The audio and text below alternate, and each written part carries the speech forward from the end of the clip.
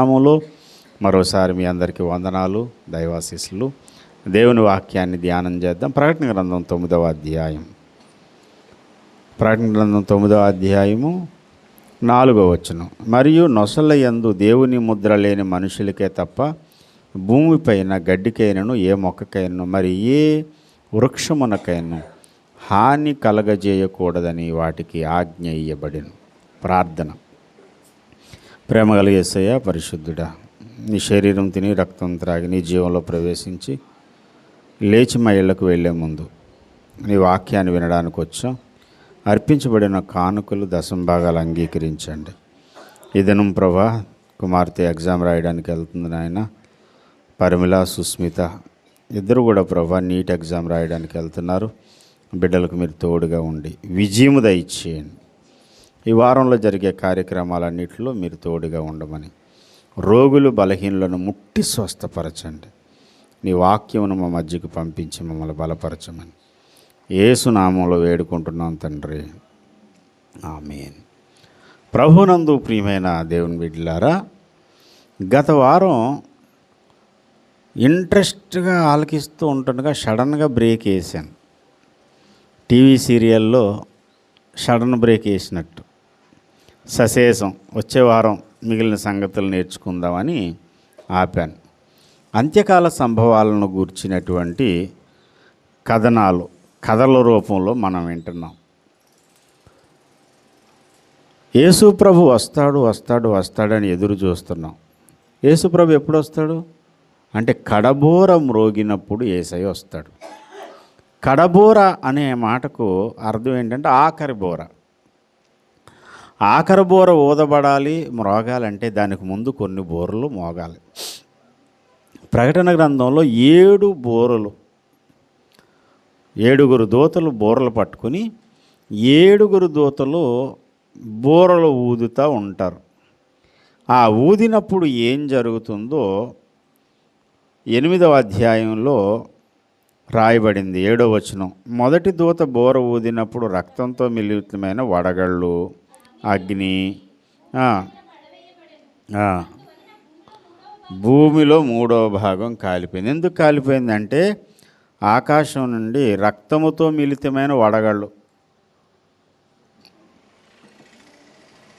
8వ వచనంలో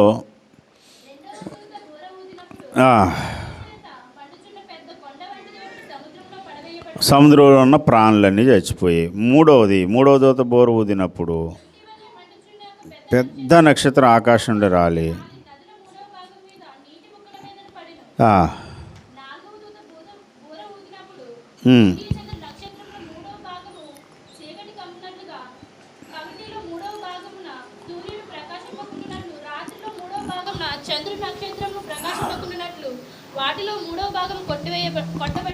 తర్వాత 9వ వచనంలో 5వ దూత బోర ఊదిన. ఇలాగ 5వ దూత, 6వ దూత, 7వ దూత అంటే ఆఖరి దూత బోర ఊదినప్పుడు సంఘం ఎత్తబడుతుంది. సంఘం ఎత్తబడే లోపుగా ఈ ఊదబడేటువంటి ఈ బోరలు ఊదబడినప్పుడు భూమి మీద జరిగే సంభవాలు. అప్పటికి ప్రపంచరాజుగా అంతిమ అబద్ధ క్రీస్తు పరిపాలన చేస్తాడు. క్రీస్తు విరోధి ప్రపంచాన్ని పాలిస్తూ ఉన్న దినాల్లో క్రీస్తు సంఘం ఇంకా ఈ భూమి మీద ఉంటుంది. చాలామంది ఏమనుకుంటారంటే అబద్ధ క్రీస్తు రాకముందే సంఘం పరలోకానికి వెళ్ళిపోద్ది అనుకుంటున్నారు. అలా జరగదు. సంఘం పరలోకానికి వెళ్ళాలంటే 7వ దూత బోర ఊదాలి.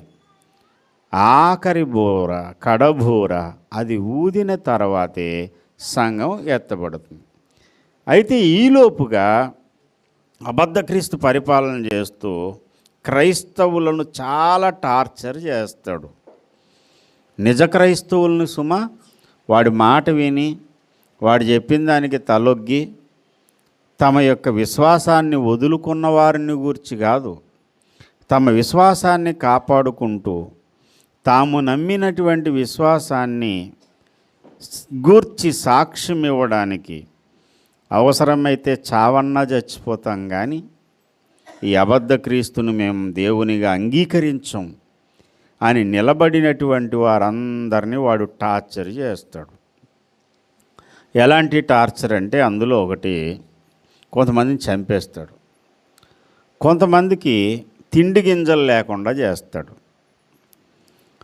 ఎందుకంటే ఏ రేషన్ డిపో కన్నా ఏ మార్ట్ కన్నా వెళ్ళాలనుకోండి, ఆ మార్ట్ దగ్గర ఒక సంఖ్య, ఒక షాప్కి వెళ్ళి ఒక వస్తువు కొనాలంటే ఈ అబద్ధ క్రీస్తు వేసినటువంటి ఒక కోడ్ ఒకటి ఉంటుంది, అది 666 666 3 6ల ముద్ర. ఆ ముద్ర ఏటీఎం కార్డులు కాకుండా చేతి మీదే ఫింగర్ ప్రింట్ వేసేస్తారనమాట, చేతి మీద ముద్ర వేసేస్తారు. ఆ ముద్ర ఉన్నవాడికి కొనుక్కోవడానికి అమ్ముకోవడానికి అవకాశం ఉంటుంది. కానీ వాడు ముద్ర వేయించుకోవడం ఇష్టం లేక యేసయ్య కోసం సాక్షులుగా బ్రతకాలనుకున్న వాళ్ళకి తిండి గింజలు దొరకవు. ఆ సమయంలో క్రైస్తవులు ఎలాంటి పట్టుదల కలిగి ఉంటారంటే, తిండి లేకపోయి ఉపవాసంతో ఉండైనా చచ్చిపోతామేమో కానీ వాడికి మ్రొక్కేది లేదు, క్రీస్తును వదిలేది లేదు అని మొండి విశ్వాసంతో, బండ విశ్వాసంతో నిలబడతారు. అలా ఎలా నిలబడగలుగుతారండి? అంత మొండి విశ్వాసం ఎలా వచ్చేస్తుందంటే దానికి కారణం చెబుతాను. కానీ దానికంటే ముందు చెప్పవలసిన విషయం ఏంటంటే, అబద్ధ క్రీస్తుగాడేమో 666 ముద్ర వేస్తే దేవుని యందు విశ్వాసం కలిగిన దేవుని పిల్లల నొసట యందు దేవుడు తన ముద్ర వేస్తాడు. దేవుని ముద్ర మనకు కనపడదు, ఇంకెవరికి కనపడదు. అది దేవదూతలకు కనపడుతుంది, పాతాళపు శక్తులకు కనపడుతుంది, దేవునికి కనపడుతుంది తప్ప ఆ ముద్ర అందరికీ కనపడదు. ప్రతివాని నొసట యందు దేవుడు తన యొక్క ముద్ర వేసేస్తాడట. వేసిన తర్వాత భూమి మీద తిండి గింజలు లేకుండా ఆకలి బాధతో ఉన్నటువంటి క్రైస్తవులు ఒక పక్క, ముప్పూట చక్కని భోజనం చేస్తూ ఆనందంగా బ్రతుకుతామని చెప్పి కలలు గంటున్న ప్రజలు ఒక పక్క ఉంటుండగా, సడన్గా ఒక విచిత్రమైన జీవులు భూమి మీదకు వస్తాయి.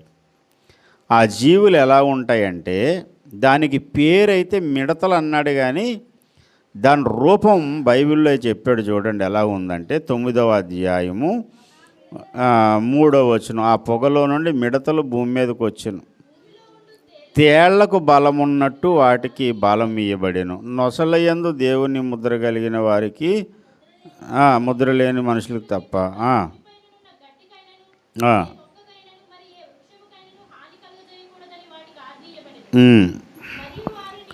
8వ వచనం 7వ వచనం చదువుతారు. ఆ మిడతల రూపం యుద్ధమునకు సిద్ధపరచబడిన, అవి యుద్ధానికి సిద్ధమైన గుర్రాల్లా ఉన్నాయంట. మిడతే పేరుకి, కానీ అదేంటి గుర్రంలాగా ఉంది.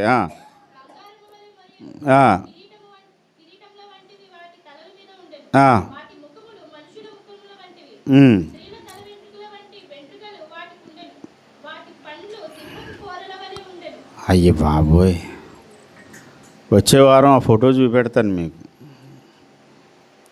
ముఖమేమో మనిషి ముఖం, దాని రూపమేమో గుర్రంలాగా ఉంది, సింహం కోరలు, తల వెంట్రుకలు లాంటి ఆడోళ్ళ తల వెంట్రుకల తల వెంట్రుకలు, పేరు మిడత, పైనేమో బంగారం లాంటి మైమరువు అంటే కవచం ఉన్నట్టుంది, తోకేమో తేలుకొండెం లాంటి తోక.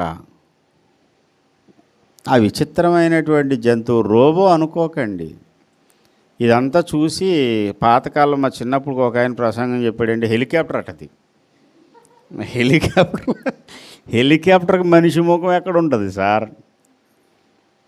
ఆ మనిషి ముఖం కలిగినటువంటి ఆ విచిత్రమైన జీవులు వచ్చి ఏం చేస్తాయంటే దేవుని ముద్ర లేని వారిని కొడతాయి.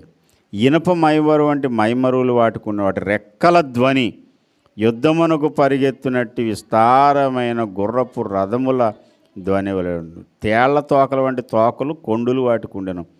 ఆ తోకతో కానీ కుట్టిందనుకోండి 5 నెలలు పడతారు బాధ. ఆ బాధ తట్టుకోలేక ఏ గోతులో కన్నా దూకాడు అనుకోండి, కాలో చెయ్యో ఇరుగుతుంది తప్ప వాడు చచ్చిపోడు.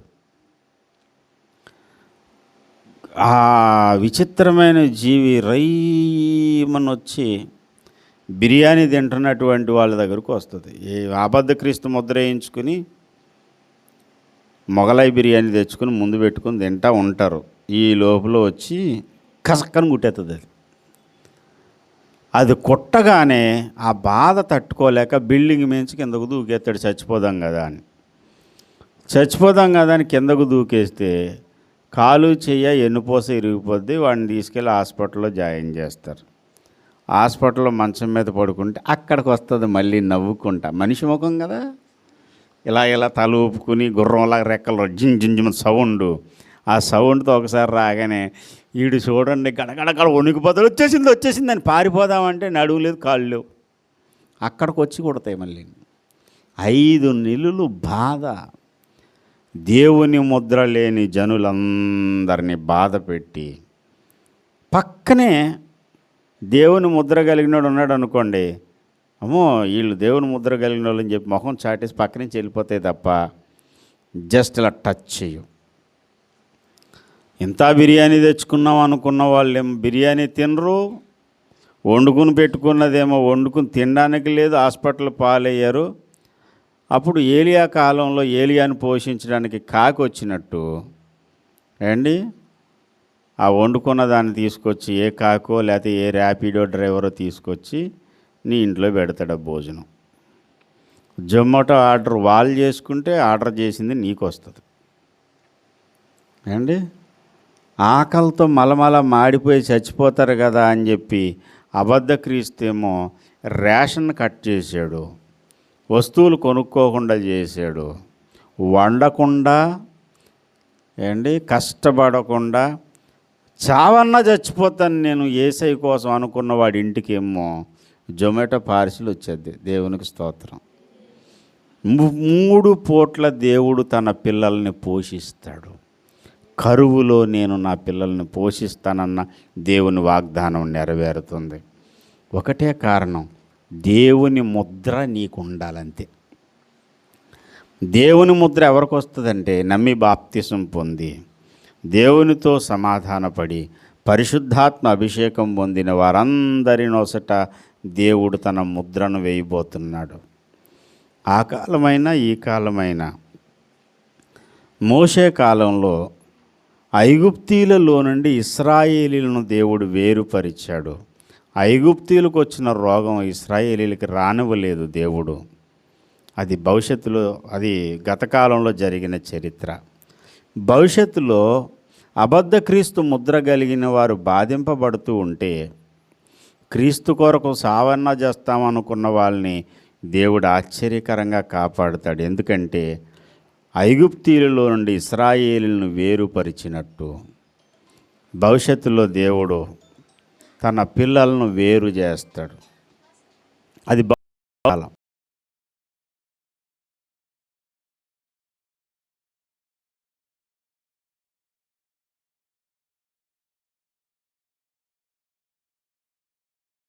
తప్పక తప్పిస్తాడు. అతన్ని తప్పిస్తాను, అతన్ని విడిపిస్తాను, అతన్ని గొప్ప చేస్తాను. అతడు నా నామమును ఎరిగినవాడు గనుక. దేవుని నామమును ఎరిగినటువంటి వాడిని గత కాలంలోనన్నా, ఈ కాలంలోనన్నా, భవిష్యత్ కాలంలోనన్నా దేవుడు తప్పిస్తాడు, విడిపిస్తాడు, నడిపిస్తాడు. అటువంటి దేవుని కాపుదల అనుభవించే ధన్యులుగా దేవుని మార్గంలో మనం సాగిపోదాం. దేవుడి మాటలు మన వినికిడిలో ఆశీర్వదించునుగాక. ప్రార్థన చేద్దాం. తలలు వంచండి. ఎవరైనా బలహీనంగా ఉంటే మీరు